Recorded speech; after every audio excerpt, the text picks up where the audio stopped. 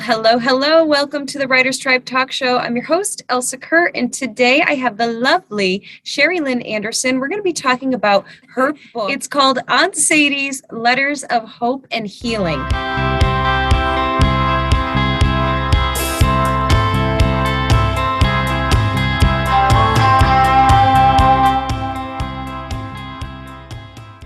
Welcome to the show. How are you? I'm good. Thank you. Thank you for having me on. Absolutely. I'm so glad to have you here.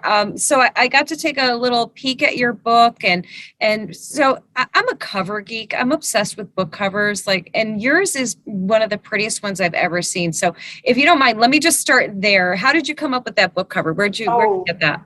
Oh, well, thank you so much. Well, I worked with a company that actually helped to design it. And I basically just said, these are the things I'm looking for. A lot of the letters talk about flowers.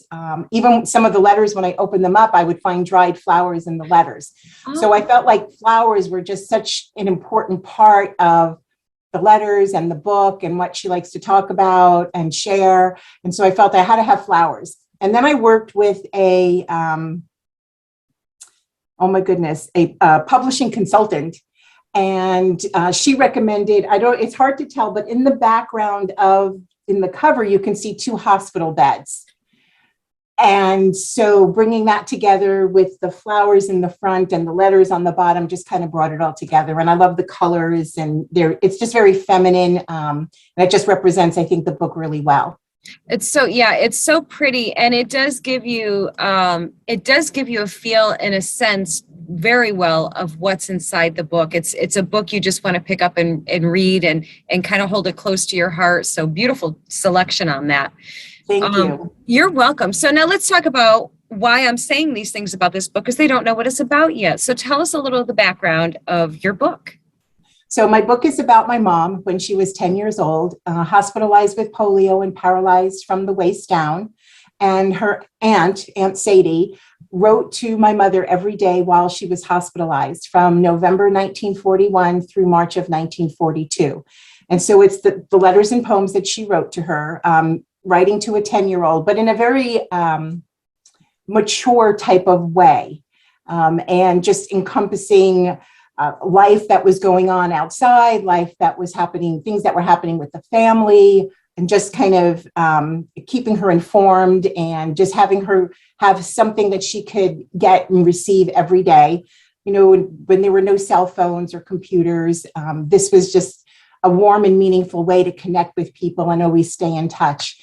And visiting hours were very difficult back then. It's not like it is today where you can pretty much, bar COVID, where you could pretty much go into the hospital at any time, visit somebody at any time. So it was very restrictive back then, maybe 1 or 2 days a week, usually Wednesdays and Sundays, for maybe about an hour. And so it didn't leave a lot of time and opportunity for people to come visit. So it made that very difficult overall. And so the letters and the poems just kind of kept that connection to my mother with everything that was going on outside of that little hospital room. I tell you what, that's so hard in these modern times to even wrap your brain around, that a 10-year-old child would be isolated like that from her family, from her friends, from her whole life for a full year. Was it a full year that she was in hospital, or? It wasn't a full year. So it was from November, and I believe the letters start on November 13th, but I believe what had happened was what I could get out of it. And for what my mother told me, which was very, very little, because she just never really talked about it. Other than the fact that we knew she had polio, she never really talked about her experience. So when finding these letters, it was just so eye-opening, because didn't know that they existed.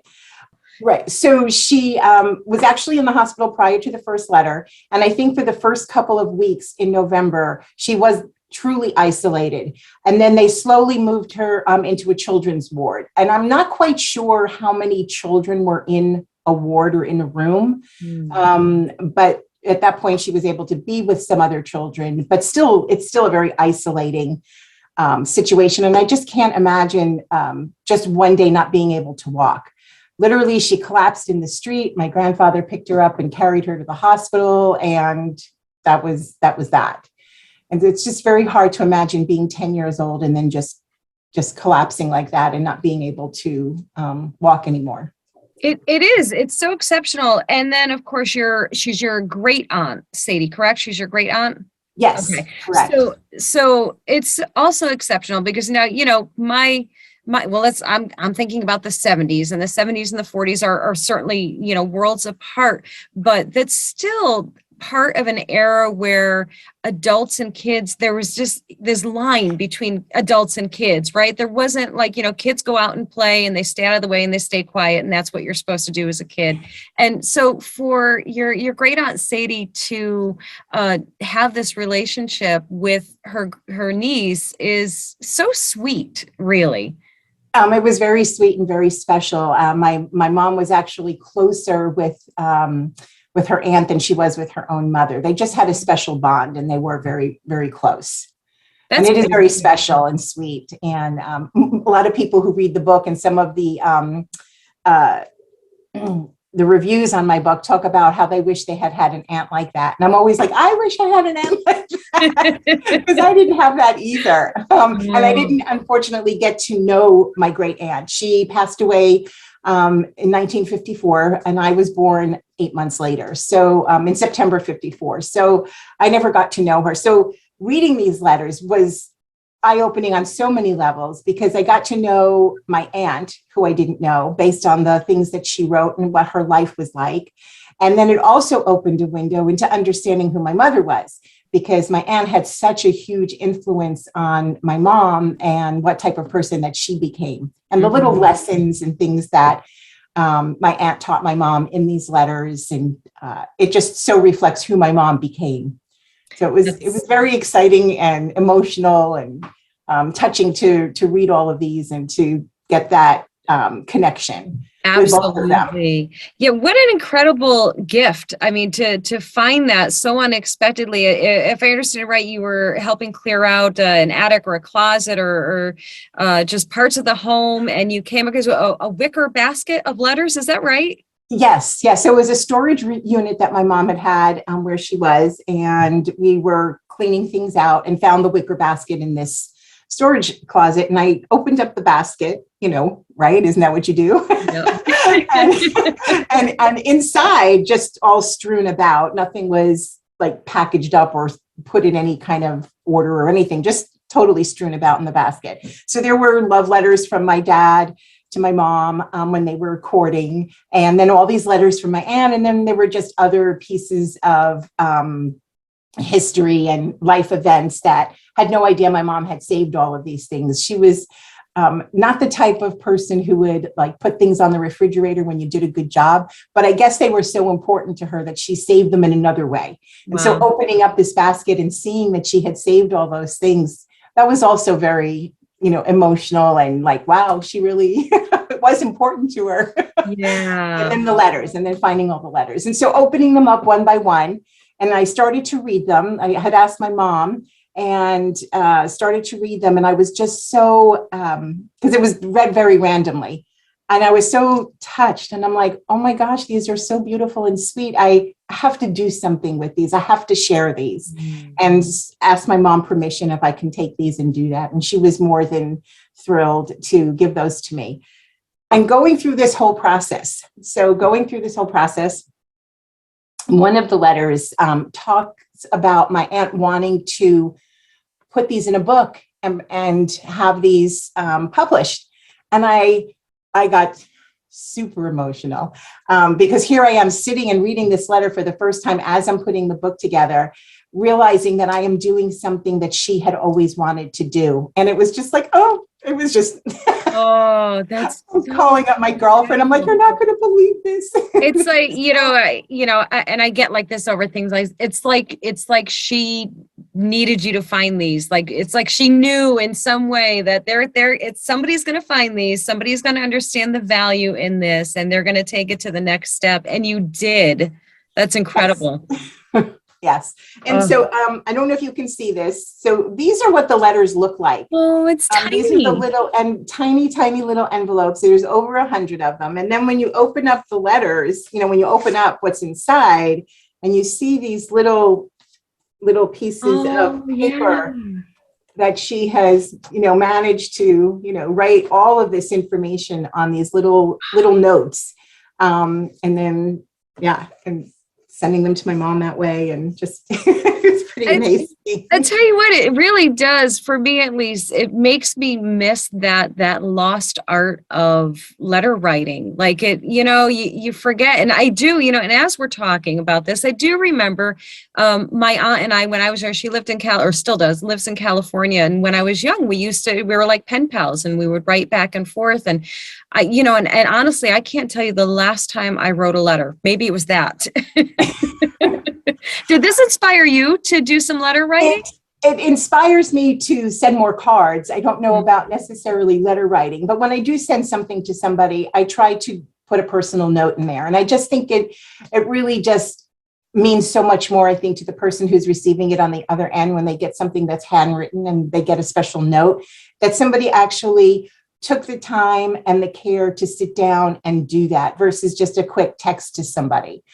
It's just a warmer way of connecting with people, I think. And doing this, it inspired me more to be more cognizant of that, to write little cards and notes and letters to people. So. Yeah, I feel inspired too to do the same. And I would imagine anyone who's read this now, and you have wonderful reviews on there, glowing reviews on Amazon. Thank you. And you're welcome. And I am willing to bet that this has inspired people to do the same. And, and I think you're right. It's, probably not so easy or practical to do full on letter writing right now. Or in general, but yeah, just something a little bit more personal than just, XO Elsa. Which I'm notorious for. I'm notorious. We all do it. It's simple. It's convenient. You get it done. We're all guilty. We're all guilty. And that's just the way things have evolved, and it's the way life is today. That's so true. You're right. Now, this is probably a hard one to answer because I think there's like over 100 letters in there and poems, but is there a favorite? Do you have one that stands out the most to you, or is that too hard to pick? No. I do have some favorites. I have a favorite letter that's written on February 11th. That's a favorite long letter. And in that letter, I guess my mom was going for pool therapy. And she probably did not want to do that. And so my aunt writes this beautiful letter talking about that my aunt goes somewhere and she wants to dip her foot in the stream. And she talks about how she does that and looking up at the sky. And you really feel like you're in that place with her as she's trying to tell my mom, just go slowly, first a toe, then a foot, and you slowly do that, and giving her that encouragement that it's okay to go into the pool and to imagine that you are someplace else, that when you look up at the ceiling, that you're seeing a sky that's blue and beautiful. And so it kind of just makes you feel like you're right there. It's a great letter. And then I do have favorite poems too. Poems about friendship and things like that. And I would be more than happy. I don't know what our time is. I can read one of my favorite poems. If you don't mind, I would love that. Sure. I have it handy here because it is one of my favorites. It was one that was written on December 10th, 1941. And it goes like this. A beautiful picture hangs on my wall, which never has spoken a word at all. And yet as it stands eternally still, it has a great message for all to fulfill. There is a figure with folded hands who hears all our problems and understands. There is a vase in a lovely pale gold where rose-white magnolias gently unfold. And off in the distance, all through the day, the horizon is misty in pink, blue, and gray. What in its silence does this picture tell? Mysterious background, yet clear as a bell. I know what it says, all its days without end. There is nothing as dear as the heart of a friend. Oh,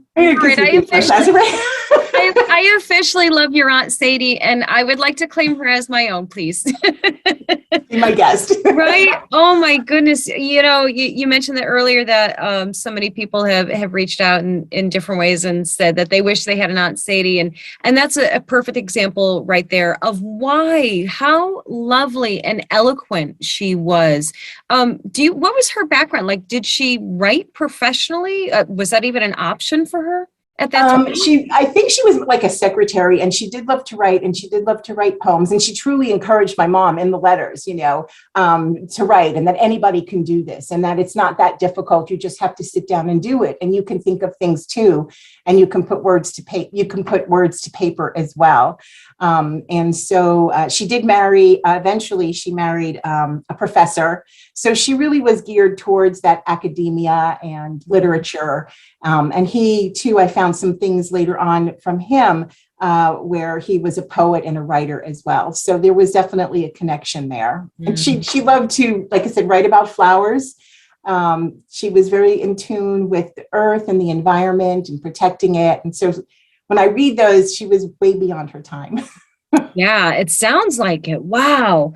Again, to the title, Aunt Sadie's Letters of Hope and Healing. And as soon as I saw that, I thought to myself, what a time for this. What a time for a book like this, because, the world is chaotic at best right now, and people's lives and emotions and everything is just simply chaotic. And, what a wonderful gift to have. So I'm going to tell everybody listening right now, everybody needs this book in their life. So thank you. Yeah, it's very inspirational. It's very uplifting. Sometimes when I start to tell the story, and I start off with saying that it's about my mom who was hospitalized with polio, everybody, you can see their face change and they get sad. And after, no, this is a good book. This is happy. This is uplifting. This is, it's not sad. It's actually very, very positive, and encouraging. Yeah, it's, great life lessons are there. It sounds like just ways to overcome and persevere and change your perspective. And exactly. And told in such a beautiful way, in touching personal letters. I think that's, in a way, I feel like it's almost better than like reading a self-help book. You know what I mean? Because in a self-help book, somebody's going, okay, here's what you need to do. You should do this, do that, and bullet points and lists. And this is, in a way, it's a story. You're immersed in this journey, your mother's journey vicariously through these letters. So the word that keeps coming to mind is gift. It's such a gift to have something like this. Wow. Thank you. And you hit the nail on the head. I mean, that is exactly what it is. And that was what I was hoping would get conveyed when people read it, and that they would see it that way, that they would get from it what I was getting from it, even though it was so personal to me. I love that. And I picture, as we talk throughout this whole thing, and I don't know if it's just a me thing, maybe it's a you thing too, that I see it all unfolding as a movie. Like I think, you know what I mean? I see. My kids laugh at me when I say hint, yes. But you can show them this and tell them this lady said the same thing. I picture like the opening scene of you walking up the stairs and opening up the closet and blowing off the dust off the wicker bag. I've already written the script. I've already written the script in my Oh, thank you, Elsa. I always say it's maybe not a movie for the big screen, but one of those Hallmark. Even better. Kind of loving, touching kind of thing. I love that. I think that's so funny that you said that. I think it's time to start shopping that script, Shari. Right? Put me in the right direction. I know. I will do my best. I will see what I can come up with here. Well, thank you. Shari, I'm so glad you came on the show today. This is just the book we need to hear about and the book we need to read. And we also need to know where we can find it, where we can find you. If you're doing any book signing events or anything like that, I want to know everywhere we can find you. Okay. Not in a creepy way. No, it's available on Amazon. I do have a Facebook page, Aunt Sadie's Letters. I have not developed a website yet, but I would like to. But like I said, it's available at Amazon, Barnes & Noble, Target, Walmart, online. It's also available in Kindle. And I recently just got invited to the Corbett School District in Oregon for their literacy project and to have my book there. And so I'm very excited about that. That's just wonderful. I just thrilled to death about that opportunity. So that's basically where it's at. That's perfect. That's perfect. That's the greatest way to find it. These days, everything, the best way to find somebody is Amazon, right? So that's perfect. So any other projects in the making or Everybody asks me that, and I know I should have a really straightforward answer, and unfortunately, I don't. That's okay. I did think about at some point taking all of the poems and doing a separate book of just the poems. Oh, nice. But I haven't really gotten started on that. I've just been trying to get this book out and get the word out on it, and just trying to market it and just kind of push this and then see where I can go. It's this journey has been a lot more difficult than you realize. You always think, oh, it's so easy, I'll just go publish a book. And it's so much more involved than that. There's so much more to it. So it takes a lot of time. Yeah. It really does. And you're so right. And it is consuming, and there are so many layers to it. And then when you think you're done because you did this part, then there's the next thing that you need to do. And of course, promoting is so consuming. And as much as we love it, is exciting as it all is, it's also draining. So you almost need to like decompress, like from the extreme highs of it, and then then the lulls. So yeah, no, I totally understand that this is your focus right now. Perfect, thank you.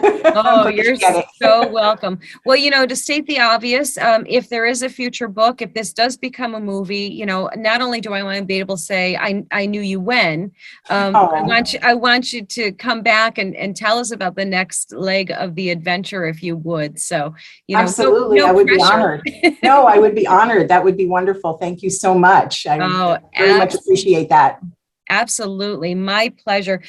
Shari Lyn Anderson, it has been an absolute pleasure having you on and learning all about your book. We look forward to seeing you again in the future. Thank you so much for coming on the show.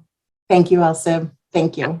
Absolutely. All right, guys, this has been the Writer's Tribe Talk Show with your host, Elsa Kurt. That was Shari Lyn Anderson. Her book is Aunt Sadie's Letters of Hope and Healing, or Healing and Hope. I got it right. I had to make sure. Hope and Healing. Thanks, guys. We'll see you in the next episode. Take care.